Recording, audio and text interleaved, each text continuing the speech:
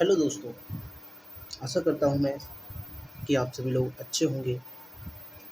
NEET फटाफट series में आप सभी का स्वागत है।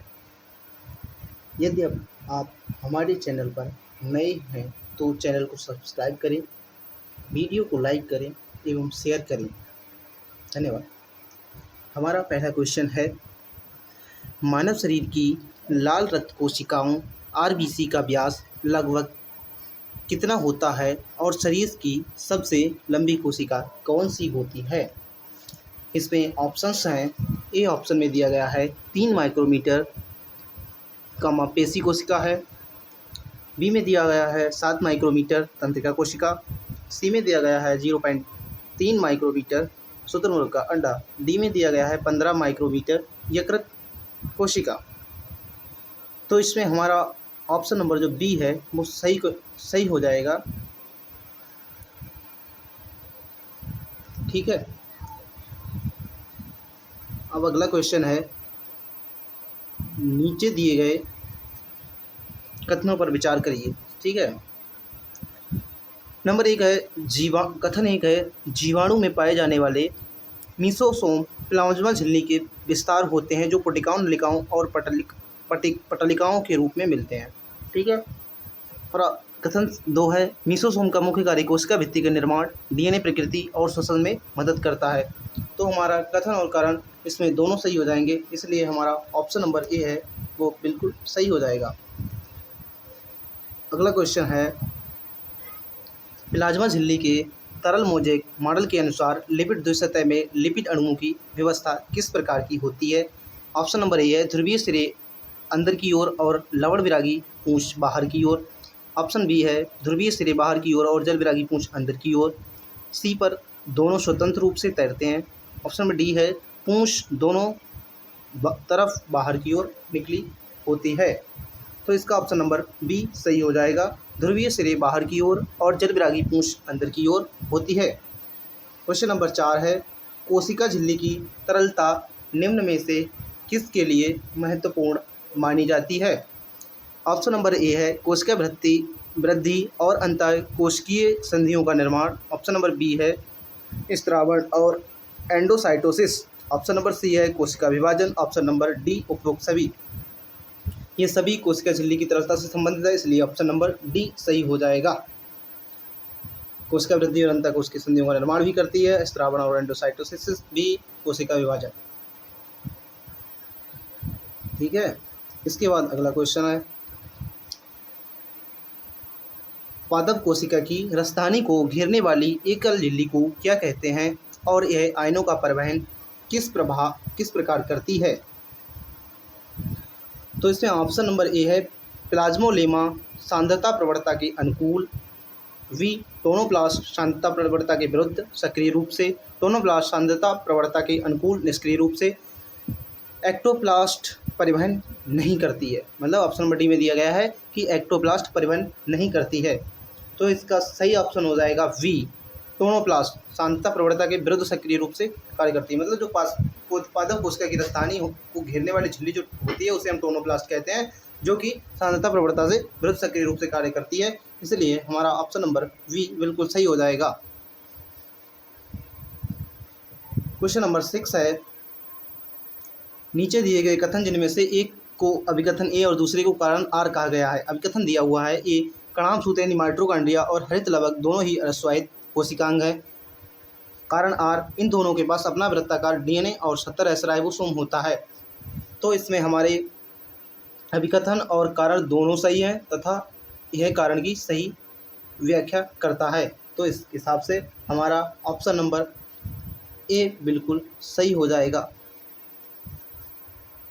क्वेश्चन नंबर 7 है, पचवाप सीलिया तथा कशाभिका फ्लैजिला के कोर या केंद्रीय भाग में सूक्ष्म नलिकाओं की व्यवस्था कैसी होती है? ठीक है, ये क्वेश्चन है हमारे पास। तो इसमें ऑप्शंस दिए हुए हैं, केंद्रीय 9 केंद्रीय द्विक और 2 पर्धीय एकल नलिकाएँ। वी है 9 पर्धीय द्विक और 2 केंद्रीय नलिकाएँ एकल नलिकाएँ। ठीक है। सी ऑप्शन में दिया गया है 9 पर्धीय त्रिक और 0 केंद्रीय नलिका। ऑप्शन नंबर डी में दिया गया है केंद्रीय एकल और 2 पर्धीय द्विक। तो इसमें ऑप्शन नंबर हमारा बी सही हो जाएगा, पर्धीय द्विक। 9 तो जो 9 पर्धीय द्विक होते हैं और 2 केंद्रीय एकल नलिकाएँ होती हैं पचवाप कशाभिका की संरचना में, मतलब जो सूक्ष्म नलिका में व्यवस्था होती है पछमावर और फ्लैजिला की, मतलब कशाभिका की, वो 9 परदीय द्विक और 2 केंद्रीय एकल नलिकाओं के रूप में होती है। इसलिए हमारा ऑप्शन नंबर वी बिल्कुल सही हो जाएगा इस क्वेश्चन का। क्वेश्चन नंबर 8 है, निम्नलिखित में से कौन सा कोशिकांग अंतःझिल्ली तंत्र का हिस्सा नहीं है? इसमें ऑप्शन दिए हैं गोल्जी उपकरण, लाइसोसोम, पराक्सीसोम, अंतःप्रदेवीजल का। इसमें हमारा ऑप्शन नंबर सी बिल्कुल सही हो जाएगा, पराक्सीसोम।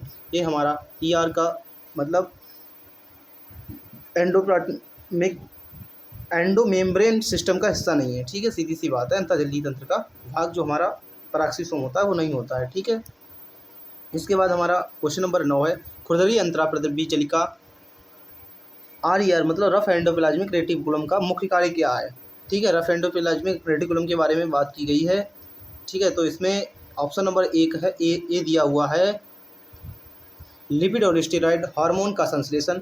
ऑप्शन नंबर बी दिया है प्रोटीन संश्लेषण और स्रावण का। ऑप्शन नंबर सी कार्बोहाइड्रेट का संचय। ऑप्शन नंबर डी दिया हुआ है विषैले पदार्थ का विसहरण। तो हमारी जो खुरदरी अंतःप्रदेवीजालिका होती है वो प्रोटीन के संश्लेषण और स्रावण के लिए सहायक होती है। तो इसलिए हमारा ऑप्शन नंबर बी बिल्कुल सही हो जाएगा। इसके बाद अगला क्वेश्चन है, तारक केंद्र की आंतरिक संरचना के संदर्भ में कौन सा विकल्प सत्य है? यह बैलगाड़ी के पहिए की संरचना के समान दिखाई देता है, जिसमें परिधि पर 9 ट्यूबुलिन प्रोटीन के त्रिक होते हैं। ऑप्शन नंबर बी है इसके केंद्रीय भाग में कोई प्रोटीन नहीं होता है, ये गलत हो जाएगा।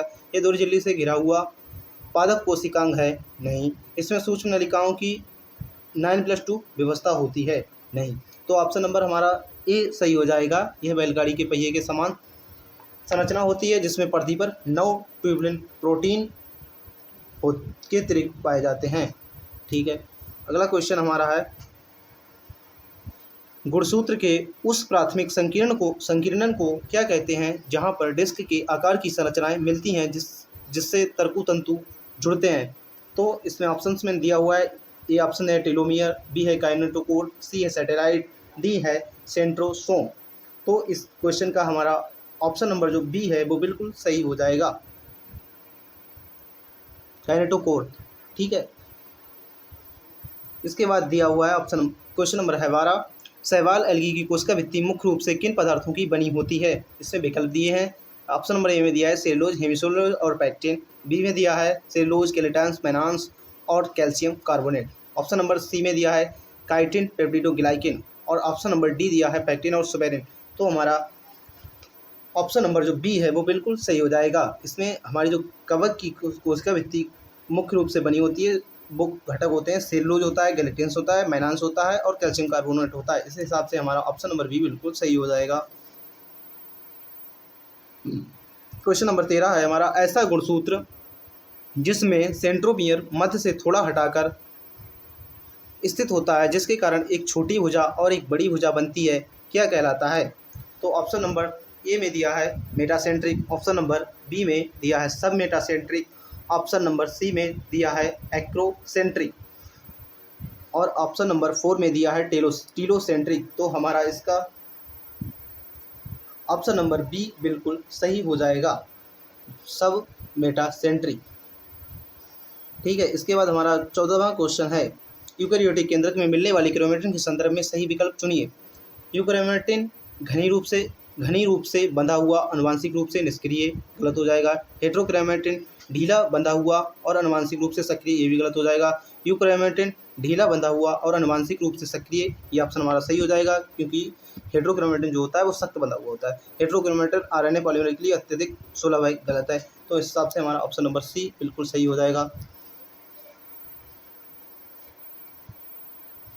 अगला क्वेश्चन है हमारा, रॉबर्ट ब्राउन ने वर्ष 1831 में कोशिका के किस महत्वपूर्ण भाग की खोज की थी? ऑप्शंस दिए हुए हैं, कोशिका भित्ति, केंद्रक, साइटोप्लाज्म, प्लाज्मा झिल्ली। तो इसमें हमारा ऑप्शन नंबर बी सही हो जाएगा, केंद्रक, ठीक है। इस हिसाब से हमारा रॉबर्ट ब्राउन ने 1831 में केंद्रक की खोज की थी।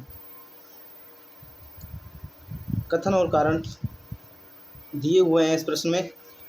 कथन है, प्रोकैरियोटिक राइबोसोम 70S प्रकार के होते हैं, जबकि यूकैरियोटिक राइबोसोम केवल 80S प्रकार के होते हैं। कथन 2 है राइबोसोम प्रोटीन संश्लेषण के लिए मुख्य स्थल होते हैं। ये बात तो सही है कि प्रोकैरियोटिक राइबोसोम 70 इस प्रकार के होते हैं, लेकिन यूकैरियोटिक जो राइबोसोम होते हैं 70 एवं 80 दोनों प्रकार के होते हैं। इसमें केवल 80 इस प्रकार का बताया गया है, इसलिए कथन 1 तो गलत हो जाएगा। नंबर 2 पे दिया गया है राइबोसोम प्रोटीन संश्लेषण के मुख्य स्थल होते हैं, ये कथन सही हो जाएगा। तो इस हिसाब से हमारा ऑप्शन नंबर जो है कथन 1 गलत है, परंतु कथन 2 सही है। ऑप्शन नंबर सी में दिया गया है, ये हमारा सही हो जाएगा।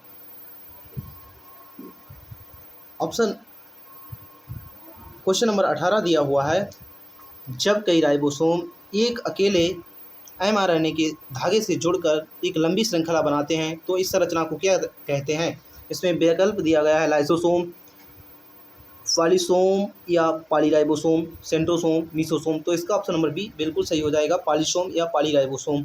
ठीक है, ऑप्शन नंबर बी सही हो जाएगा।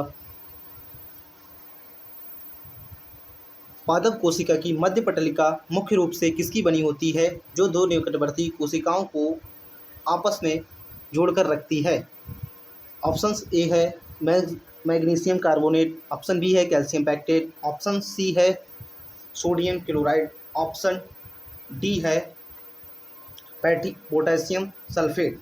तो इसका ऑप्शन नंबर बी बिल्कुल सही हो जाएगा, कैल्शियम पैक्टेट। मतलब जो मध्य पटलिका होती है, जो बीच में होती है, वो कैल्शियम पैक्टेट की बनी होती है। इस प्रकार से हमारा ऑप्शन नंबर बी बिल्कुल सही हो जाएगा। इसके बाद दो कथन दिए गए। अब कथन है लाइसोसोम में मिलने वाली हाइड्रोलिटिक एंजाइम केवल अम्लीय पीएच पर सक्रिय होती है। ऑप्शन नंबर बी है, आर है, मतलब आर।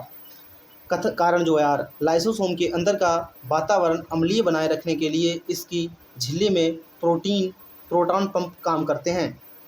तो इसका ऑप्शन जो हो जाएगा हमारा ऑप्शन नंबर ए सही हो जाएगा। क्यों? क्योंकि जो लाइसोसोम में मिलने वाली हाइड्रोलिक एंजाइम केवल पीएच अम्लीय पीएच पर सक्रिय होते हैं, ये भी सही है और कारण भी सही है। सो लाइसोसोम के अंदर का वातावरण अम्लीय बनाए रखने के लिए इसकी झिल्ली में प्रोटॉन पंप कार्य करती है। तो इस हिसाब से हमारे कथन और कारण दोनों सही हो जाएंगे और कथन कारण की सही व्याख्या भी है। अगला दिया है कि कणाभ सूत्र यानी माइटोकॉन्ड्रिया की आंतरिक झिल्ली के बल्लों को क्या कहते हैं जो इसकी सतही क्षेत्र को बढ़ाते हैं। तो हम इसमें ऑप्शन हमारे लिए दिए हुए हैं सिस्टर्नी, क्रस्टी, थाइलेकोइड, ग्रेना। तो इसकी जो माइटोकॉन्ड्रिया की आंतरिक झिल्ली के बल्लों को जो है वो क्रिस्टी कहा जाता है। ठीक है, क्रिस्टी कहा जाता है। इस हिसाब से हमारा ऑप्शन नंबर बी सही हो जाएगा। शुकंतर की जड़ों में पाए जाने वाले जल विलेयक रंजक जैसे एंथोसायनिन कोशिका के किस भाग में उपस्थित होते हैं।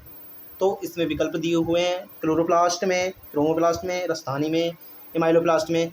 तो इसका सही आंसर हो जाएगा ऑप्शन नंबर सी, रसधानी।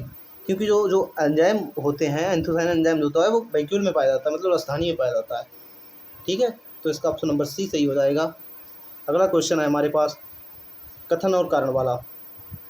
कथन दिया हुआ है न्यूक्लियोसोम केंद्रिक, न्यूक्लियोसोम मतलब जो केंद्रिका, जिसे हम केंद्रिका बोलते हैं, न्यूक्लियोसोम आरएनए के संश्लेषण का सक्रिय और मुख्य स्थल है। नंबर 2 पर है कथन जो दूसरा दिया हुआ है केंद्रिका के चारों ओर कोई झिल्ली नहीं पाई जाती है जिसके कारण यह सीधे न्यूक्लियोप्लाज्म के संपर्क में रहता है। तो इसके कथन एवं कारण दोनों सही है। इस हिसाब से हमारा ऑप्शन नंबर जो ए है वो बिल्कुल सही हो जाएगा, ऑप्शन नंबर ए। इसके बाद हमारा अगला प्रश्न है ऐसे गुणसूत्र को क्या कहते हैं जिसमें सेंट्रोमियर बिल्कुल अंतिम सिरे पर स्थित होता है। मतलब ऐसा गुणसूत्र जिसका सेंट्रोमियर बिल्कुल अंतिम सिरे पर स्थित होता है। तो इसमें विकल्प दिए हुए हैं मेटासेंट्रिक, सब मेटासेंट्रिक, एक्रोसेंट्रिक और टीलोसेंट्रिक। तो इस प्रकार के गुणसूत्र को हम टीलोसेंट्रिक बोलते हैं। इस हिसाब से हमारा विकल्प नंबर जो डी है वो बिल्कुल